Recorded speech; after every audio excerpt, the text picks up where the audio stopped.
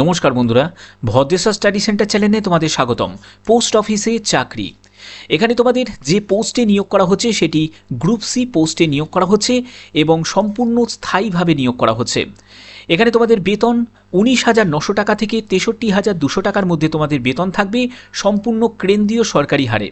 যেখানে তোমাদের আবেদনের শেষ তারিখ 16ই ফেব্রুয়ারি 2024। কীভাবে আবেদন করবে সম্পূর্ণ ডিটেলস তথ্য এই ভিডিওর মাধ্যমে তোমরা জানতে পারবে। তার জন্য ভিডিওটাকে কমপ্লিট দেখো, তাহলে তোমরা প্রপার ইনফরমেশন পাবে।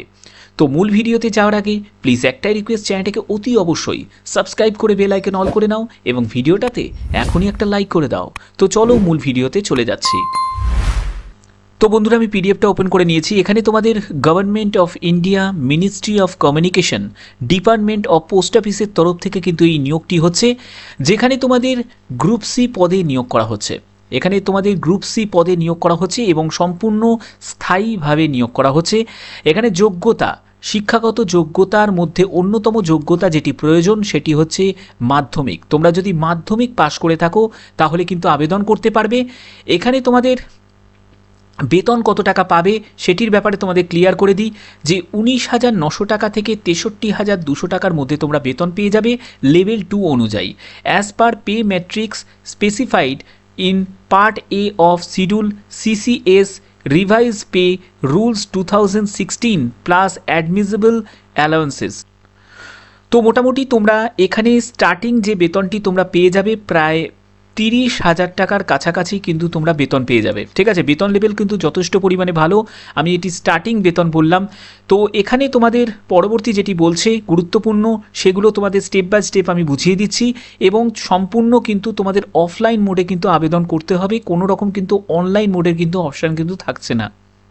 তো এখানে তোমাদের আবেদন করতে গেলে অবশ্যই কিন্তু 16ই ফেব্রুয়ারি 2024-এর মধ্যে কিন্তু আবেদনপত্র পৌঁছতে হবে।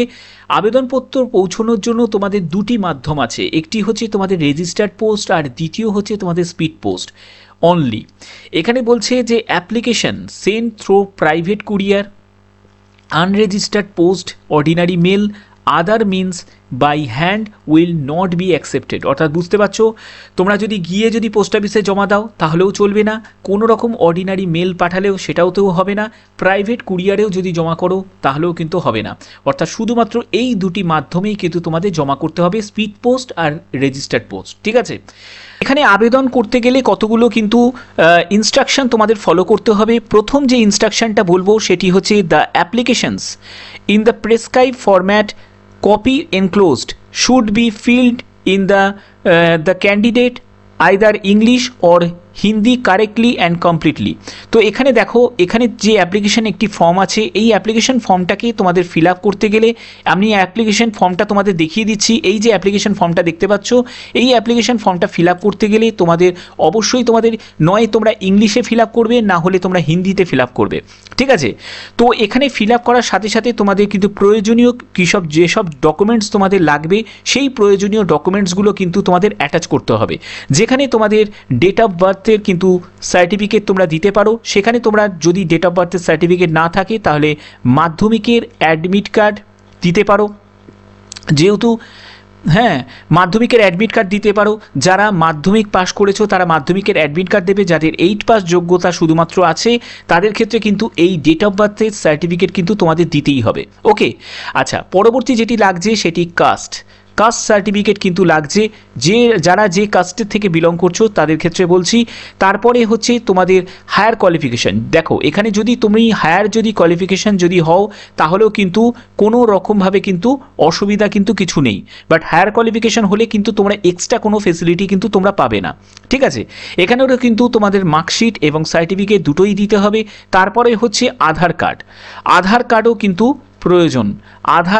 কিন্তু প্রয়োজন, এটিও কিন্তু লাগবে।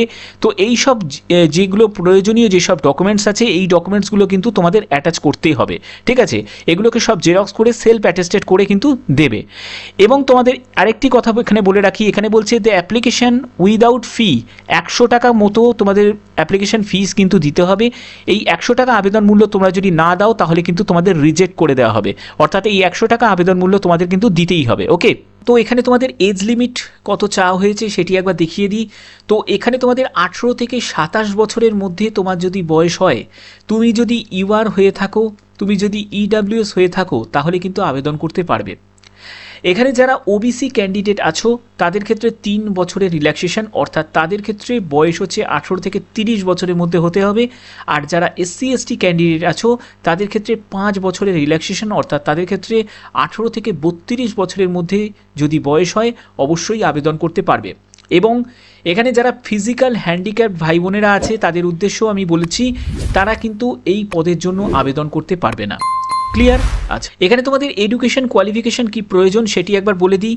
তো এখানে তোমাদের মাধ্যমিক পাস যোগ্যতা প্রয়োজন, সঙ্গে তোমাদের যেটি প্রয়োজন সেটি হচ্ছে possession of a valid driving licence for light and heavy motor vehicles, অর্থাৎ বুঝতে পারছো লাইট এবং হেভি মোটর ভেহিকলসে যদি তোমার ড্রাইভিং লাইসেন্স থাকে তাহলে কিন্তু তোমরা আবেদন করতে পারবে। মাধ্যমিক যোগ্যতার সাথে সাথে তোমাদের এই যোগ্যতাটাই কিন্তু প্রয়োজন। এখানে কিন্তু অভিজ্ঞতার কথাও বলা হয়েছে, অ্যাটলিস্ট তোমাদের 3 বছরের অভিজ্ঞতা প্রয়োজন এলএমভি বা এইচএমভি নিয়ে, ঠিক আছে। এবং সঙ্গে তোমাদের ডিজারেবল কোয়ালিফিকেশান অর্থাৎ অগ্রাধিকার দেওয়া হবে, এটি কিন্তু অত্যাবশ্যক নয়। যদি তোমাদের 3 বছরের কোনো হোমগার্ড সার্ভিস বা সিভিক ভলেন্টিয়ারে যদি তোমাদের কাজের যদি অভিজ্ঞতা থাকে তাহলে তোমরা কিন্তু ডিজারেবল অর্থাৎ অগ্রাধিকার পেয়ে যাবে। ক্লিয়ার?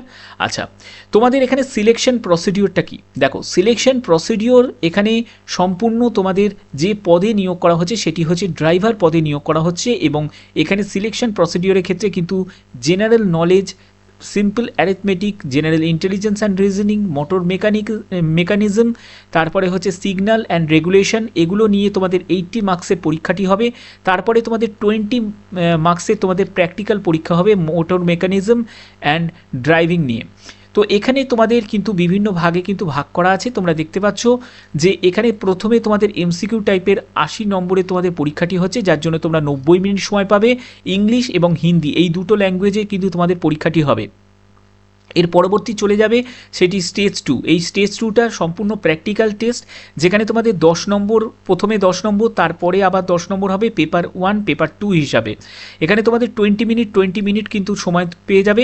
এখানে সম্পূর্ণ কিন্তু ড্রাইভিংয়ের যেসব প্র্যাকটিক্যাল টেস্টগুলো সেগুলো কিন্তু এখানে নেওয়া হবে। অর্থাৎ তোমরা বুঝতে পারছো তোমাদের টোটাল যে সিলেকশনটি হবে সেটি 100 মার্কসের ভিত্তিতে কিন্তু তোমাদের টোটাল সিলেকশন কিন্তু হবে, ঠিক আছে।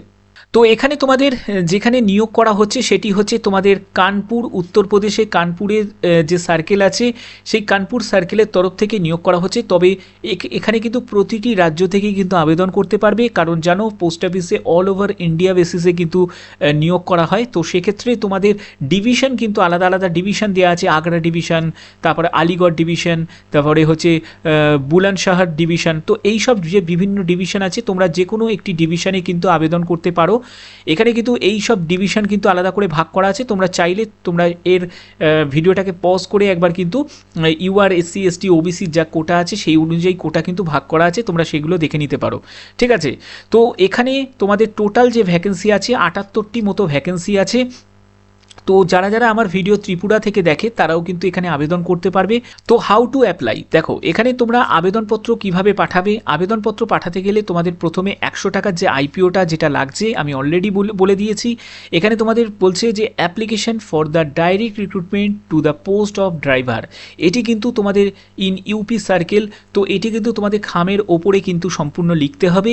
এবং তোমাদের এখানে বলা হচ্ছে যে mail motor service Kanpur, GPO compound Kanpur, এই যে ঠিকানাটা দেখতে পাচ্ছ এই ঠিকানায় কিন্তু তোমাদের যে এই ফর্মটা কিন্তু পাঠাতে হবে, ঠিক আছে। তো এই যে অ্যাপ্লিকেশন ফর্মটা দেখতে পাচ্ছ এই অ্যাপ্লিকেশন ফর্মটাই কিন্তু তোমাদের সম্পূর্ণ কিন্তু ফিল আপ করতে হবে। ফিল আপ করে কিন্তু নির্দিষ্ট ঠিকানায় নির্দিষ্ট সময়ের মধ্যে কিন্তু জমা করতে হবে।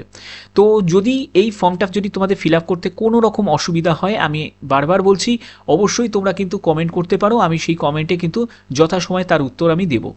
তো যদি ভিডিওটা ভালো লাগে, যদি ভিডিওটা ইনফরমেটিভ লাগে, কারণ আমি সবসময় প্রয়াস করি তোমাদের জন্য সব ধরনের চাকরির ইনফরমেশান তোমাদের জন্য সবার আগে পৌঁছে দেওয়ার। তো অতি অবশ্যই ভিডিওটাতে লাইক করবে, চ্যানেলটাকে সাবস্ক্রাইব করে বেল আইকন অল করে রাখবে। তো আজকের মতো এইটুকুই, টাটা।